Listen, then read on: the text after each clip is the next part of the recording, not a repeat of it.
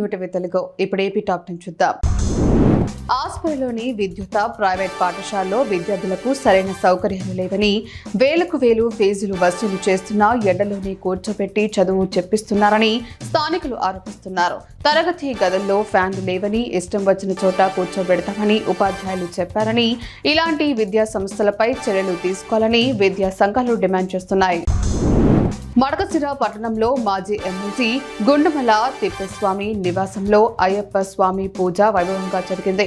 ఈ పూజకు పట్టణంలోని అయ్యప్ప మాలదారులు పెద్ద సంఖ్యలో హాజరై అయ్యప్ప భజనలు ఆలపించారు. మడకశిర ఎమ్మెల్యే ఎంఎస్ రాజు కూడా ఈ అయ్యప్ప పూజలో పాల్గొని తీర్థ ప్రసాదాలు స్వీకరించారు. ఈ కార్యక్రమం స్థానికంగా భక్తి శ్రద్ధలతో జరిగింది.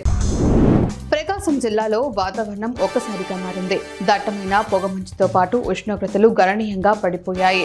ఒంగోలు, మార్కాపురంలలో 20 నుంచి 22 డిగ్రీల ఉష్ణోగ్రత నమోదైంది. గిద్దలూరు రైల్వే స్టేషన్ ప్రాంతాల్లో కూడా దట్టమైన మంచు కురిసింది. దీనివల్ల ఉదయాన్నే పనులకు వెళ్లే కూలీలు, విద్యార్థులు తీవ్ర ఇబ్బందులు ఎదుర్కొంటున్నారు. గంపలగూడెం మండలం పెనుగలను శివాలయం వద్ద వాల్మీకి మహర్షి విగ్రహ ప్రతిష్ట వార్షికోత్సవాలు వైభవంగా జరిగాయి. భక్తులు విగ్రహానికి ప్రత్యేక అభిషేకాలు, పూజలు నిర్వహించి వాల్మీకి చిత్రపటంతో శివాలయం చుట్టూ భగవంతుడి నామస్మరణతో ప్రదక్షిణలు చేశారు. వాల్మీకి రాసిన రామాయణం అందరికీ ఆదర్శమని వాల్మీకి సంఘ ప్రతినిధులు తెలిపారు. ఈ కార్యక్రమంలో వాల్మీకి సంఘ నాయకులు పెనుముక్కల బ్రహ్మం, మీనుగు కృష్ణ తదితరులు పాల్గొన్నారు. నెల్లూరు పార్లమెంటు సభ్యులు వేమిరెడ్డి ప్రభాకర్ రెడ్డి మాజీ ముఖ్యమంత్రి వైఎస్ జగన్ తనపై చేసిన ఆరోపణలపై స్పందించారు.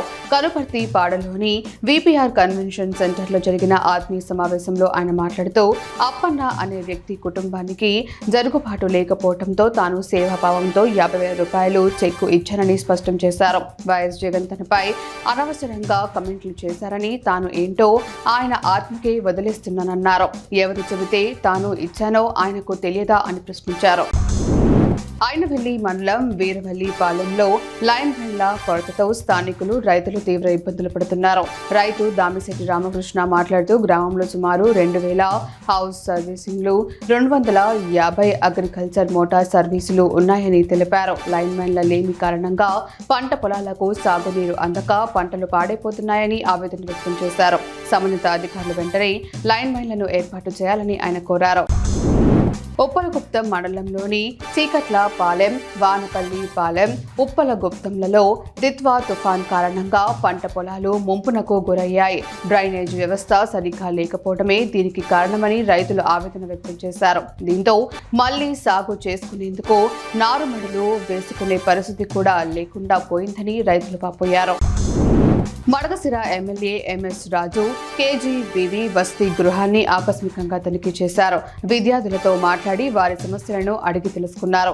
5 రోజులుగా స్నానపు గదుల్లో నీటి వసతి లేక విద్యార్థులు స్నానాలు చేయలేకపోయారని చెప్పడంతో ఎమ్మెల్యే ఆశ్చర్యపోయారు.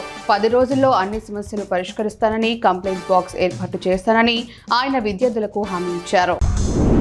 రాష్ట్రీయ ప్రజా కాంగ్రెస్ అధ్యక్షుడు మేడా శ్రీనివాస్ రాజమండ్రిలో మాట్లాడుతూ, ఆంధ్ర ఎంపీలు, ఎమ్మెల్యేలకు ఆంధ్రుల త్యాగాలను గుర్తు చేయాలని పిలుపునిచ్చారు. భవిష్యత్తును దోచుకుంటున్న నేతలకు రాజకీయాల నుంచి సాగనంపి భూమి హక్కును సొంతం చేసుకుని సంపదను సాధించాలని, కడలి వలె ఉప్పొంగిన ఆంధ్ర పౌరుషాన్ని, పాలనను సంస్కరించుకొని పూర్తి రాజకీయ మార్పును సాధించాలని ఆయన అన్నారు. టీడీపీ రాష్ట్ర అధికార ప్రతినిధి సురేంద్ర చిత్తూరులో మాట్లాడుతూ, పరకామణి కేసును చిన్న చోరీ అని మాజీ సీఎం జగన్ చెప్పడం దారుణమని విమర్శించారు. వేరే మతాన్ని విశ్వసించే వారికి టీటీడీ బోర్డు చైర్మన్లుగా నియమించి అక్రమాలకు ఆస్కారం కల్పించారని, కల్తీ నెయ్యితో దేవుడి ప్రసాదాన్ని అపవిత్రం చేశారని ఆరోపించారు. వైసీపీ పాలనలో టీటీడీలో జరిగిన అక్రమాలపై సమగ్ర దర్యాప్తు జరిపించి చర్యలు తీసుకోవాలని ఆయన డిమాండ్ చేశారు.